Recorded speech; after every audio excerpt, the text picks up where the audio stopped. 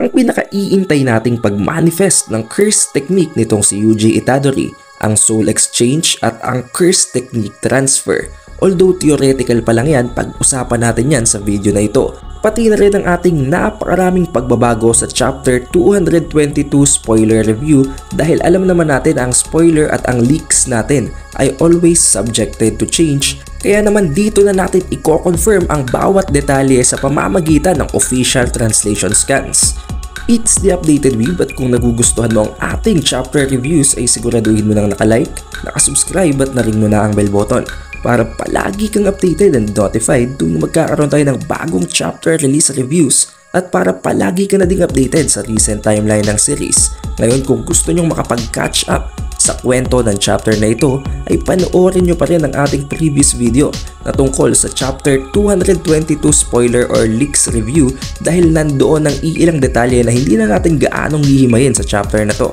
Again, kung hindi nyo pa napapanood ang previous video na yon ay siguraduhin nyo munang napanood nyo na yon dahil madami tayong nabanggit doon na hindi na natin tatalakayin dito dahil marami pa tayong ibang bagay na madadaanan sa video na to. Now with all of that being said, let's proceed na right away sa official translation scans. Ang title ng chapter na ito ay Omen, tulad na lamang ng nakita natin sa leaks. At tulad ng first page, ganun pa rin naman ang nangyari dito, nakuha nitong si Uraume ang natitira pang mga fingers. Subalit hindi niya nakita ang huli at nag-iisang finger na dahilan kung bakit hindi naman nagtaka itong si Sukuna dahil alam at ine-expect niya na ang nag-iisa at ang pinakahuling finger na yon ay under possession nitong si Gojo Satoru. Dahil we all know naman na it is Gojo Satoru himself who gave the condition na i-execute lamang nila si Yuji Itadori kung sakaling makain na nito ang lahat ng soul fragments ni Sukuna, which is the 20 fingers nga. Ngayon kung hawak nitong si Gojo Satoru ang nag-iisa at huling finger ay hindi makukumpleto nitong si Yuji Itadori ang lahat ng fingers at may matitira pa ring soul fragment itong si Sukuna, therefore hindi nila may e-execute itong si Yuji Itadori dahil si Yuji lang ang may kakayahan na isuppress itong si Sukuna matapos kumain ng napakaraming fingers. And it also would be such a waste kung papatay nila itong si Yuji nang hindi pa nito completely nako-consume ang lahat ng fragments ni Sukuna dahil kung mauubos nga naman ito ang lahat ng fragments at may execute siya ay mawawala na si Sukuna completely. Upon hearing this, mas lalo lamang nagalit itong si Uraume dahil naisip niya na hindi lamang siya once ipinahiya nitong si Gojo sa harap nitong si Sukuna kung hindi twice. And in this very moment, although napakaraming araw na ang nagdaan at nagamit na nitong si Sukuna or nitong si Uraume ang kanilang reverse curse technique para i-heal ang damage na ginawa ni Gojo Satoru sa kanya, still nararamdaman pa rin nitong si Uraume ang pain mula sa ataking ginawa nitong si Gojo dahil kahit na daw ginamitan na nila ito ng reverse curse technique, still hindi ito completely makarecover. Meaning kahit na ang reverse curse technique ay hindi kayang i-cover up ang damage na naide-deal ngayon nitong si Gojo Satoru. Pero to cover up the missing finger, nasabi ni Sukuna na kaya pa rin niyang ma-replace ang strength na mabibigay nun sa pamamagitan ng isang bagay.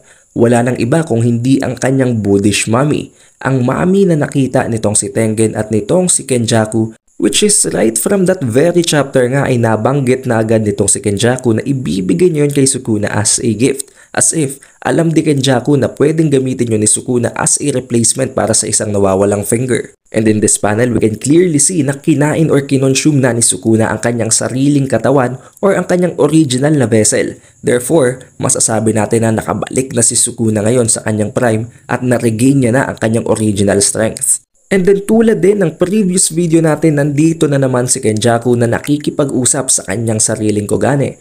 Habang tinatanong kung ilan na daw sa mga players ng Culling Games ang namatay sa pamamagitan ng Curse Technique Extraction or ng Curse Technique Removal. Kung aalalahanin natin, ang Curse Technique Removal ay isang rule na nasa loob ng Culling Games, which is isang punishment kung sakaling hindi mo masunod ang kanilang rules. Specifically, ang rule na kailangan mong pumasok sa isang colony bago man lamang maubos ang ibinigay sa iyong palugit or time frame. Ganoon na din ang rule na kailangang magalaw ng puntos or ng points ng isang player sa loob ng ibinibigay din nilang time frame.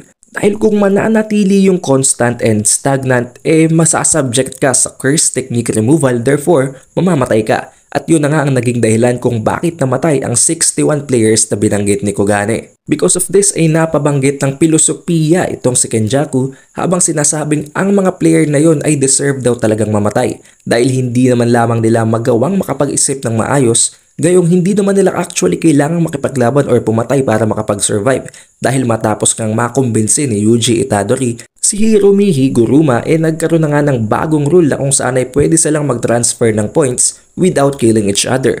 Now with all those rules laid out, hindi mo na kailangang pumatay or makipaglaban, ang kailangan mo na lang ay initiative at lakas ng loob para makapag-survive.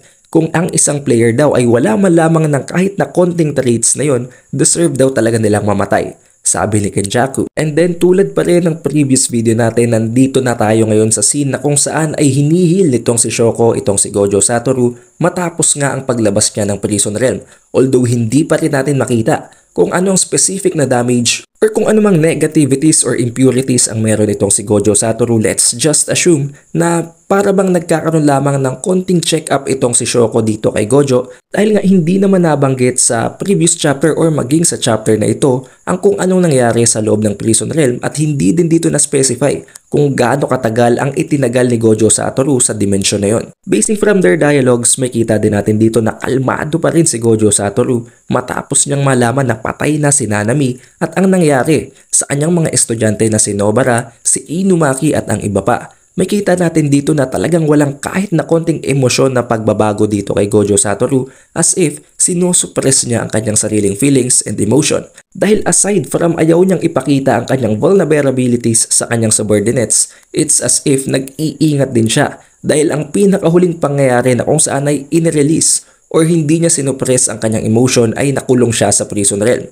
Nang dahil nga sa nakita niya itong si Geto Suguru, kinokontrol or ang pinaka-brain system na ay itong si Kenny, nagawa siyang makulong sa Prison Realm nang dahil sa hindi niya nakontrol ang kanyang emosyon. Maaring yun ang dahilan kung bakit masyado na siyang composed and very unaffected sa mga nangyayari. Out of guilt naman ay naghingi ng apology itong si Eiichi kay Gojo Satoru nang dahil na nga sa wala man lamang siyang nagawa sa pagkamatay ni Nanami. Pero hindi naman siya sinisi nitong si Gojo at sinabi pa sa kanya na hindi pa daw tapos ang kanilang trabaho at may importanteng bagay pa siyang ipapagawa kay Eiichi. Tulad ng nasabi natin sa previous video, maaring ang ipapagawa sa kanya nitong si Gojo ay ang pagkuha ng natitirang finger or ng cursed womb na ang death painting dahil maaring gamitin na nila yon as an amplification or para magkaroon ng power up itong si Yuji. And then with all the fuss going on, dumating naman ang isa sa mga estudyante nitong si Nanami na walang iba kung hindi si Ino dahil may iniwang mensahe or iniwang bagay daw itong si Nanami para kay Gojo. Maaring tulad din ng nabanggit natin sa previous video, pwedeng isa itong importanteng impormasyon tungkol sa mga kalaban or pwede din itong isang curse tool na ginagamit nitong si Nanami bago pa siya mamatay. Maaring yun ay ang scarf na nag-a-amplify ng power nitong si Nanami na pwedeng mag-amplify din ng power nitong si Gojo Satoru. However, that is not the case dahil mababago yan sa chapter na ito dahil nga sa nandito ng official translation scans at magkakaroon tayo ng napakalaking pagbabago sa ating mga theories. Tulad din ng previous video, makikita natin na nandito si Maymay na tuwang-tuwa hindi dahil sa matatapos na ang laban sa gitna ng pinakamalakas na mga sorcerers kundi dahil sa pinagkakakitaan niya maging ang final battle na ito gamit ang kanyang curse technique at ang present technology sa kanilang modern era ay nakahanap siya ng way para kumita ng 5 billion, isang napakalaking amount ng money. Hindi dahil sa pamamagitan ng pagbebet or sa pagsusugal or pagtataya sa gitna ni Gojo at nitong si Sukuna, kung hindi sa pamamagitan ng pagkikreate ng isang pay-per-view na live stream na tinangkilik naman ng lahat kaya nakapagbenta siya ng napakaraming tickets. Paano siya nakapagbenta ng ganun karami? Gamit ang kanyang curse technique na ang pagkontrol ng napakaraming flock of crows. Pinamigay niya ang lahat ng tickets na ito sa lahat ng bumili gamit ang kanyang long range na pagkontrol ng mga crows na ito. So easy money, pinagkakitaan lamang niya si Ryomen Sukuna at itong si Gojo Satoru. And then here is where things starts to change. May kita natin na naglalaban or nagsasparring dito si Kusakabe at itong si Yuji Itadori. May kita natin na na-overpower pa rin itong si Yuji, itong si Kusakabe. But then, it all changed in these translations.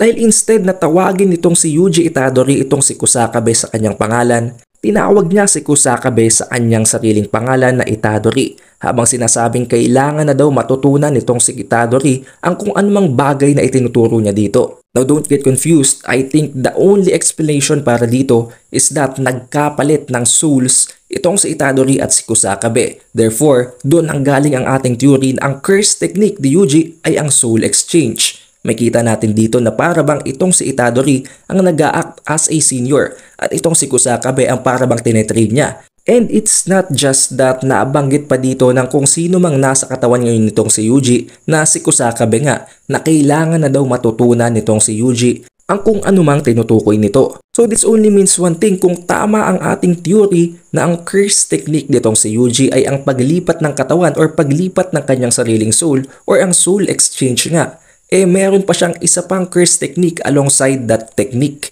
Or should we say it is just a single curse technique na maraming side effect at madaming nakapaloob na mga kakayahan. And one of the very close predictions kung ibe-base natin sa mga naibigay na panels na ito is that pwedeng ang curse technique nitong si Yuji Itadori ay ang soul transfer kasama ng pag-loot ng curse technique. Pwedeng mangyari ito temporarily or pwedeng permanently, wherein kung sino mang tao or ang kung sino mang vessel na gagamitan niya ng soul exchange ay mananakawan niya ng curse technique. We don't know, pwedeng temporarily or pwedeng permanently, pero kung permanently naman masyadong OP naman yon. Pwede nating ihalin tulad ang technique na ito sa isa sa mga powers ng karakter mula sa Charlotte na si Yu Otosaka.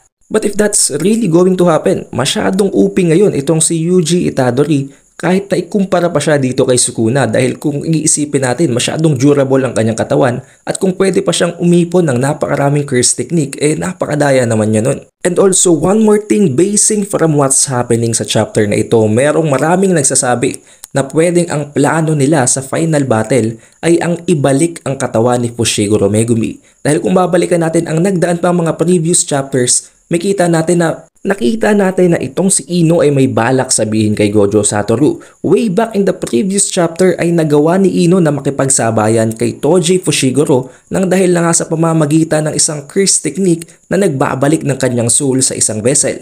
So pwedeng may kinalaman itong si Ino sa kung anumang nangyayari sa paglipat-lipat ng vessel na makakatulong kung sakaling yun nga ang curse technique nitong si Yuji Itadori. Kung babalikan din natin ang previous pang chapter, may ibinigay na aklat itong si Choso dito kay Yuji Itadori na ang pangalan ay ang Records of Soul Research. So pwedeng may kinalaman din ang aklat na yon para ibalik ang katawan ni Megumi Fushiguro. I mean, think of it, it all makes sense, right? Kung sakaling totoo nga na ang curse technique nitong si Yuji ay ang soul transfer at ang pag-loot ng curse technique.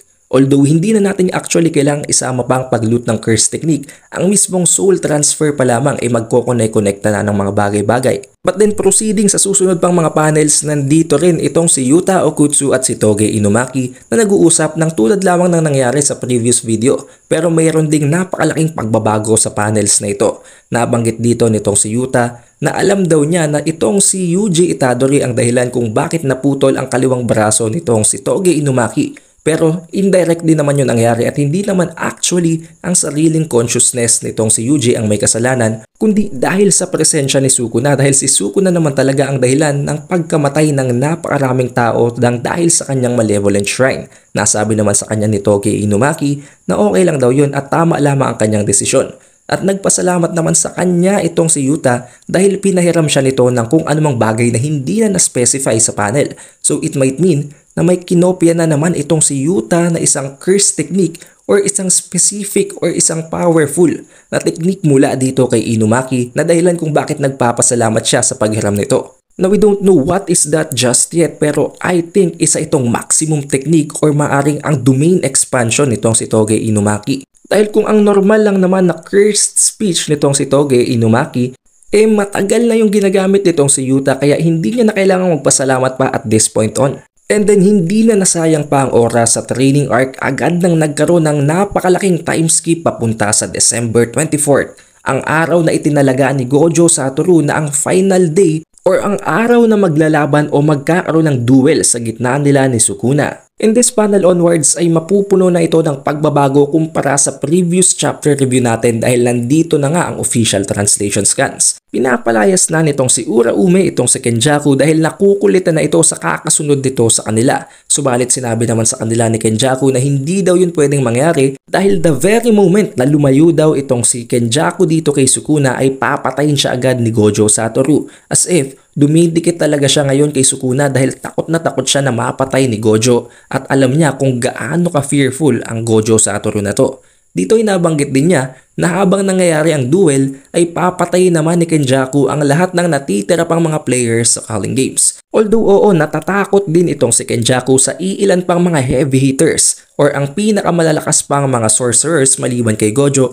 na si Kinji Hakari, si Yuta Okutsu at si Maki Zenin. Pero nasabi niya dito na alam daw niya na mananatili ang mga pinakamalalakas pang mga sorcerers na ito sa mangyayaring battlefield ni Gojo at ni Sukuna dahil kung sakaling matalo si Gojo ay siguradong magpa-follow up na mag-try na patayin nitong tatlong ito si Sukuna. Kaya hindi ito magpapagala-gala sa loob ng iba pang mga colonies. Therefore, hindi niya kailangang magtago at mag-ingat sa mga ito. Kaya naman malaya siyang makakapag-hunt at mamamassacre niya ang lahat ng natitira pang mga sorcerers sa loob ng Culling Games. I don't know the reason just yet pero I think hindi lamang ang dahilan dito ay sa gusto nitong si Kenjaku na malinis ang buong Culling Games para sa final stage, kung hindi dahil sa gusto din niyang ma-accumulate ang iilan pang mga cursed technique ng iilan pang mga natitirang cursed spirit at cursed user sa loob ng Culling Games. Therefore, magkakaroon pa siya ng mas maraming weapons at his arsenal. In the last panel, makita natin na nandito nagtitipon-tipon ang lahat ng mga students ng Jujutsu High na nagpaplano kung paano sila makakapagbigay ng proper send-off dito kay Gojo Satoru, which is papunta na nga sa duelo nila ni Sukuna.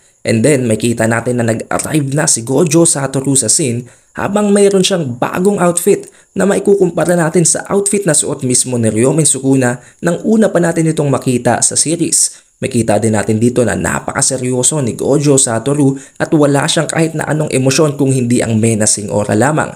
Sa sobrang lakas ng aura na ine-emit niya, maging ang pinakamalalakas na mga sorcerers na si Hakari Kinji, si Yuta Okutsu at si Maki Zenin ay kinabahan sa presensya niya. But thankfully, Yuji Itadori breaks the tension habang sinasabing sensei, your curse technique is in the way. Upon hearing this, nawala ang tensyon at nawala ang pagkaseryoso nitong si Satoru habang bigla siyang napangiti. Dahil dito ay tinurn off talaga nitong si Gojo ang kanyang infinity habang sinasabing give it your best shot. Matapos yon ay binigyan siya ng isang napakasolid na tap sa balikat nitong si Yuji. This just shows na kahit na galit itong si Gojo kapag nandito ang presensya din nitong si Yuji, para bang bumababa ang tensyon at nananatiling composed itong si Gojo Satoru. Nang dahil sa nakita nilang ito na wala na din ang kaba ng iilan pang mga allied sorcerers dahil nakita nilang hindi naman ganun kagalit itong si Gojo at nakokontrol pa rin niya ang kanyang emosyon. And then each and everyone give a huge tap dito kay Gojo Satoru habang kitang-kita natin na ina-appreciate at tinatanggap naman ni Gojo ang lahat ng suportang ibinibigay nila. Kitang-kita din natin dito ang bagong outfit ni Gojo Satoru na quite resembling Toji Fushiguro talaga, which is nabanggit na din na nga natin sa previous video. Ang dahilan kung bakit niya ginagawa ito na gusto niyang i-remind itong si Fushiguro Megumi tungkol sa kanyang tatay na si Toji kahit na hindi niya ito sinasabi directly. Pero mangyayari yun at gagawin talaga yun itong si Gojo, kaya hindi pa to mamamatay si Gojo hanggat di niya nasasabi ang pagtatapat na yon kay Megumi. At hindi lamang yun isang assumption, ang author mismo na si Gege Akutami ang nagsabi nun. Here we can also see the allied sorcerers na talagang natutuwa at nagagalak sa nangyayari na napaka-wholesome. And then, makita natin na sinabi ni Gojo na I will win. At sa pinakahuling panel naman ay makikita natin si Ryomen Sukuna na handang-handa na rin at parang inaantay na lang itong si Gojo. Now, tulad ng sabi natin kanina, may malaking pagbabago sa parteng ito. Tulad ng nasabi natin sa previous panel, maaring ang curse technique nitong si Yuji Itadori ay ang soul transfer at ang pag-replicate or pagnakaw ng curse technique ng kanyang nilipatang vessel. Makita natin dito na parabang sa pag-tap nitong si Yuji dito kay Gojo ay ginamit niya ang kanyang curse technique. So it might mean na ang mangyayaring laban sa gitna ni Gojo Satoru at ni Ryomen Sukuna ay actually isang Ryomen Sukuna versus Yuji Itadori pala. It's just that gamit nitong si Yuji ang katawan ni Gojo Satoru. And maaring sa pamamagitan nun ay gamitin din niya ang kanyang curse technique na Soul Exchange papunta sa vessel nitong si Sukuna na si Megumi para makalipat si Megumi sa katawan ni Gojo Satoru at sila na naman nitong si Sukuna ang maglalaban sa isang vessel. And maybe who knows, maaring masuppress na naman nitong si Yuji itong si Sukuna. But remember, kahit na mangyari yun, things are different.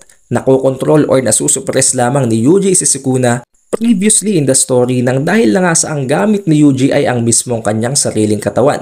Paano na lamang kung pareho silang lilipat lamang ng vessel at ang pag-aagawan nilang katawan ay ang katawan ni Fushiguro Megumi? Now alam kong medyo magulo yun dahil napakaraming katawan na magpapalitan, pero wag nyo munang gaanong pakomplikaduhin dahil that's a theory pa lang naman. Pero hindi nyo din naman kailangang mag-alala dahil walang chapter break sa susunod na week at doon na magsisimula at magko-commence ang final battle na Gojo Satoru versus Ryomen Sukuna. The most awaited battle. Alam kong wala kayong pake kung sakali mang nakagamit ng curse technique si Yuji at nakalipat sa katawan ni Gojo Satoru.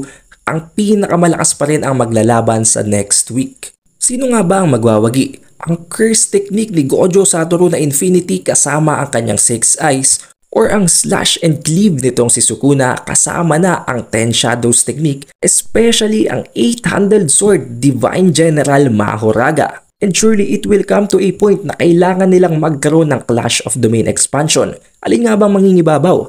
Ang Infinity Void or ang Malevolent Shrine? We don't know about that yet, pero boto ako dito ngayon kay Sukuna dahil kung mamamatay si Sukuna sa kamay ni Gojo Satoru, matatapos agad ang kwento. Pero kung mamamatay si Gojo Satoru sa kamay ni Sukuna, magpapatuloy pa rin ang kwento dahil alam naman nating madami pang natitirang mga sorcerers sa allied forces, especially ang main character na si Yuji Itadori na papalabas pa lamang ang power up. And kung sakali namang matalo ni Gojo Satoru si Sukuna, maaring dumating naman si Kenjaku para i-consume itong si Sukuna. Therefore, hawak na nitong si Kenjaku ang pinakamalakas na curse maging ang curse technique nito. But with all of that being said, yun lamang ang lahat para sa ating chapter review ng Jujutsu Kaisen Chapter 222.